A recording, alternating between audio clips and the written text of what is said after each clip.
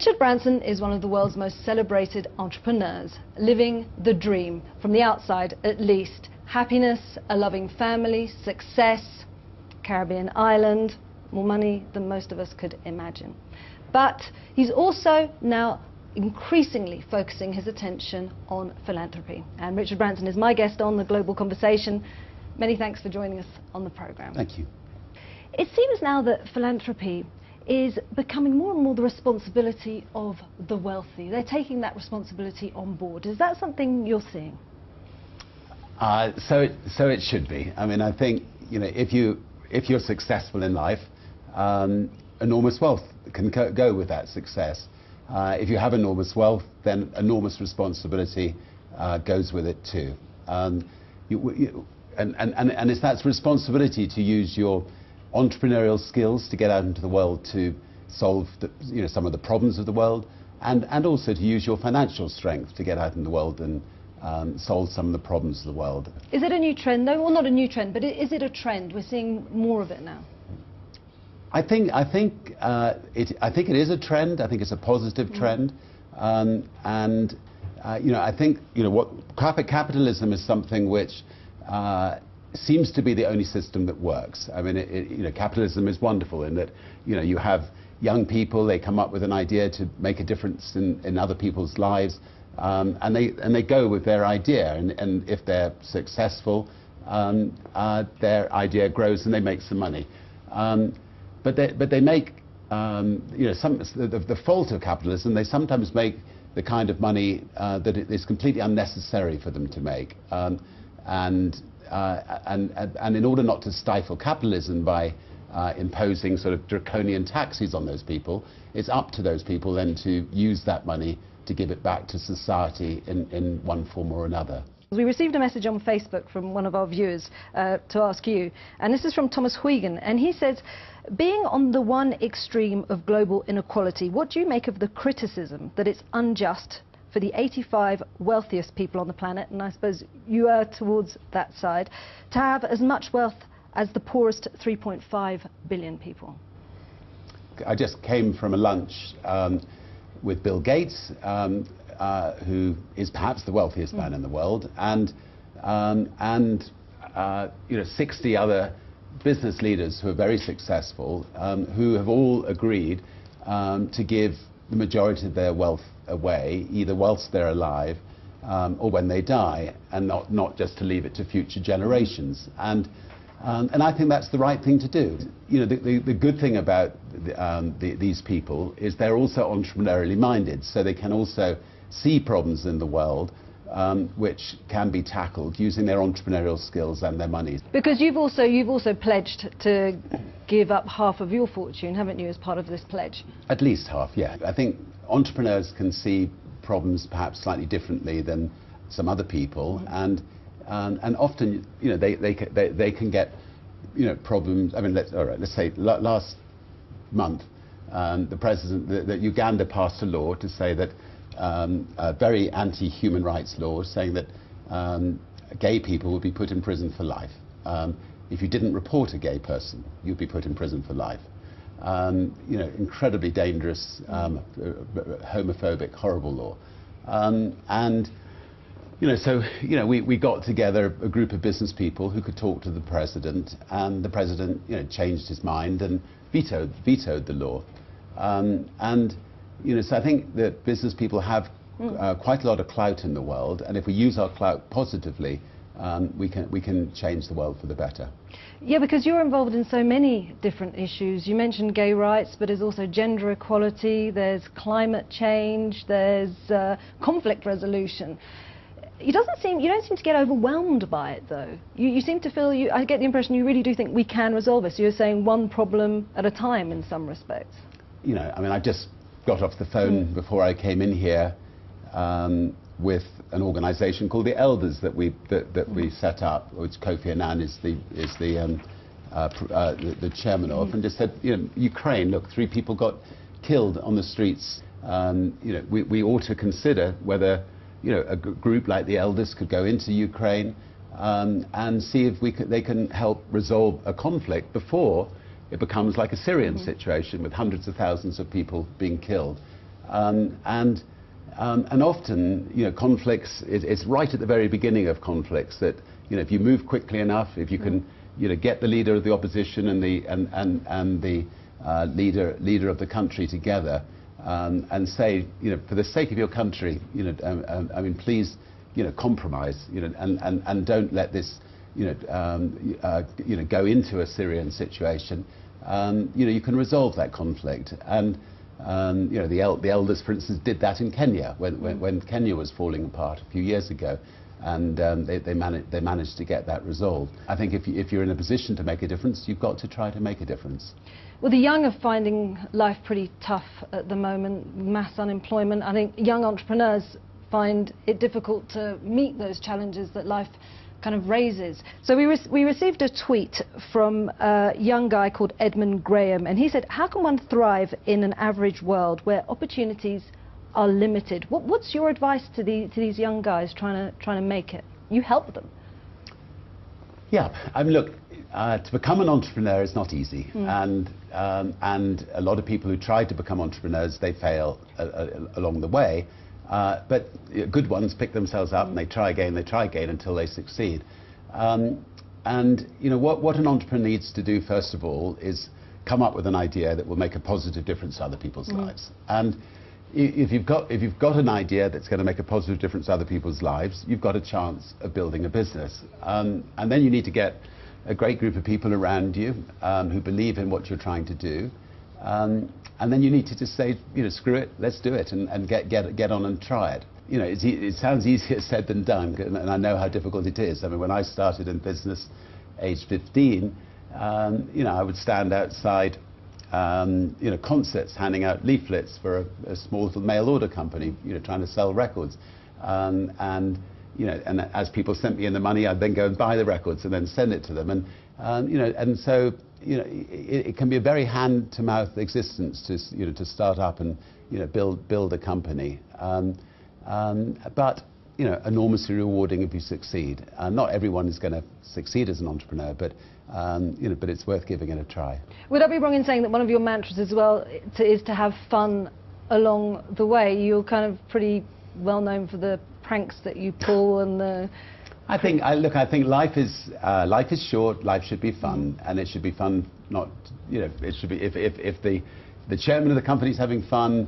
You know, if you go to a party and you know, if I let my hair down and I'm the first to be thrown in the swimming pool and I'm not just standing in the corner of the room sipping sherry or something, then everybody will have a laugh and everybody will have it fun. You know, if you're chairman of the company, be the first to dance on the table. You know, just get everybody else up dancing on the table and make sure the party's, you know, the party's a laugh. So, you know, so play hard and work hard, and you know, follow certain principles in life. You know, you know, love people. Make sure you make a positive difference in this world while you're on it. Yeah. So you like to make people laugh. If you can think of one, I don't want to put you on the spot, but say one of your favourite pranks you've played. Well, I mean, let's see. British Airways have always been a big competitor of Virgin, and they were sponsoring the London Wheel, which is opposite the House of Commons, and the wheel was lying on the ground, and they got all the world's press to come and see them erect this wheel. And I got a call at 6 in the morning saying they can't get the wheel up. Well, we had an airship company that was half an hour from London, so I rang up the airship company, I scrambled an airship, and it flew straight over the wheel, and it had a big sign on the side of it, BA can't get it up. So that sort of thing, is, we like to have some fun at our competitors' expense. We got the front pages of every newspaper and most television companies that day. You're also involved in very exciting ventures. There's philanthropy on the one side, but you haven't given up your business ventures entirely either. And I think Virgin Galactic must be one of the most exciting things happening at the moment. Are we really going to see a commercial space flight this year? We are definitely going to see a commercial space flight this year. It'll be mid this year, and I'll be going out with my children, and it will be it'll be ridiculously exciting. I mean, we built the mothership, we built a spaceship, we built a spaceport in New Mexico. You know, we're beginning to build satellites to go with, you know, to put up there with the spaceship. Will enable, you know, I think in my lifetime, hundreds of thousands of people to become astronauts, will enable the cost of telephony and internet access to come down dramatically. We'll be able to reach people, the 2 billion people who don't have it. Will hopefully, again in my lifetime, will be able to enable you to go from London to Australia in a little over an hour. So how does that work? Well, this is going to be sort of 10, 15 years ahead, this particular aspect of it. But if we can put a spaceship into orbit and then drop it back down into Sydney, you'll be traveling at 18,000 miles an hour. So basically, the time in the journey is going to be. So the Earth rotates. If you put anything into orbit, it'll go at 18,000 miles an hour. So it's just going to be the time of takeoff and landing that's going to be, and when you look out of the window on your journey, you'll be looking back at the Earth, and you'll have the ride of a lifetime. So I think it'll be a very popular service one day. It seems to be the stuff of fantasy, and I've also heard that you're thinking about building a space hotel. Yep, I mean, I think if you're going to send people to space, there's some people who want to stay there for a week or two. So, there's already a wonderful man called Bigelow who has actually now got everything ready for hotels in space, and we'd love the first serious space hotel to be Virgin Hotels. When would that be? What kind of time frame are you looking at for that kind of thing? I think about 5 years from now. Really? Okay. Yeah.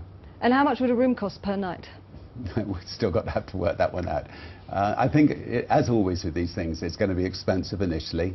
The people who can afford it will enable us to bring the prices down for those people who can't afford it. So one day, hopefully, hundreds of thousands of people will be able to afford it, and not just the wealthy few. Have you become so inextricably linked to the Virgin brand? You've almost become a brand in yourself. Do you worry that as you extricate yourself from Virgin... So you're going to say when you die. Anyway, just say. Okay. Just say. When you die, when you pop your clogs, will Virgin die with you? I don't think so. I think, Apple hasn't died. Steve Jobs is no longer. And I think Virgin is well established as a brand now globally, that it will live on. I've got wonderful people working at Virgin. I've got two delightful adult children who are very, very capable. I don't think any of them will want to see all the effort we put into building Virgin wasted. And we want Virgin, to be, a company which we can be proud of, but more to the point, we want Virgin to be, the greatest force for good company in the world and making a real difference in the world. And that's something that everybody who works for Virgin can be really proud of. You were just mentioning your kids, and it brings back to me the fact that when you were doing your balloon trips around the world, you wrote goodbye notes to your children because you thought it was so risky you could die on the trip. And I guess, like most adventurers then, does that mean that your lust for adventure is stronger than your love for my children? Love for your children, your love for life? Well, look, I think it's a very good question, and being a responsible father or mother, you should most likely just sit at home and watch television and not embark on grand adventures. Having said that, now my children have grown up. But they were young at that point. Yeah, but now they've grown up. They've climbed Mont Blanc with me.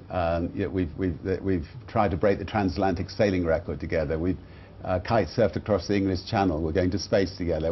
That zest for adventure is something which is inbred in our family. And if we lose one of us in that zest for adventure, we will know that we've gone out doing something that we wanted to do, that is really challenging ourselves, rather than dying in a road accident or whatever other way it happened. Razvan Zapodenu asked, are you afraid of anything? Are you afraid of something? That's precisely how he put it. Yeah, I mean, look, I love life, and therefore if you love life, you don't want to part early from life. And I have, in my balloon attempts, I think I was pulled out of the sea 5 times by helicopters. So, so I've been fortunate to have survived. Obviously, I would hate for my children ever to be ill, or and that's something that you know, as a father, you know, good health is all that matters.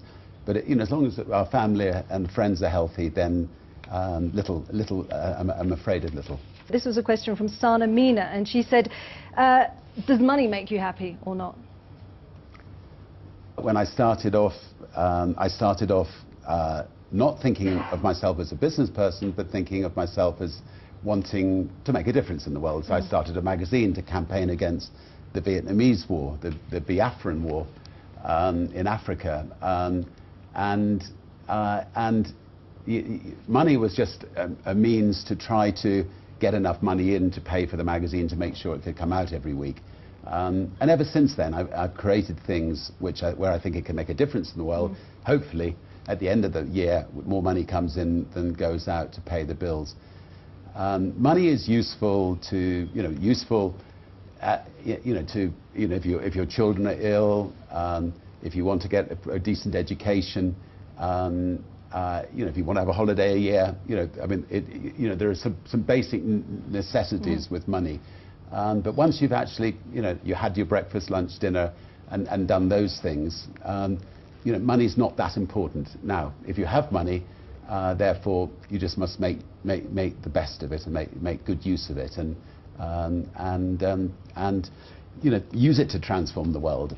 So, if we look at 2014, if you had if you have one major ambition for 2014, in terms of doing good for the world, what would you really like to plug away at and make a huge difference in?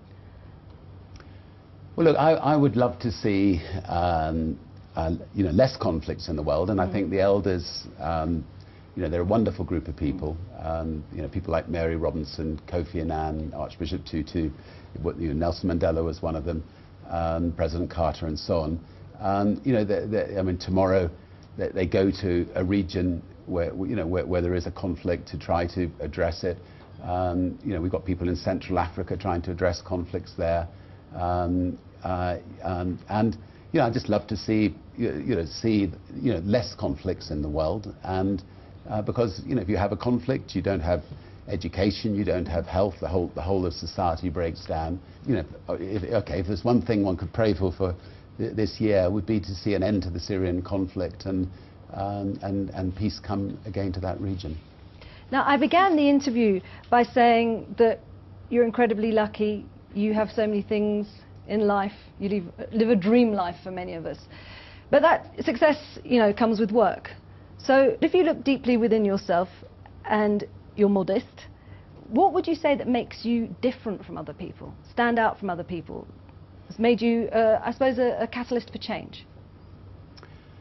Well, I don't think I'm that different from other people. I think I'm lucky enough to have been brought up in a family that, family of love, family that looks for the best in other people. And I managed to surround myself by wonderful people who, who are also good at dealing with other people. And we create things that this wonderful team of people around me believe in. People are willing to work really hard to try to make them a success. We have a lot of fun doing it, and we'll continue to do it until we drop. Richard Branson, many thanks for joining us on the programme. Thank you very much.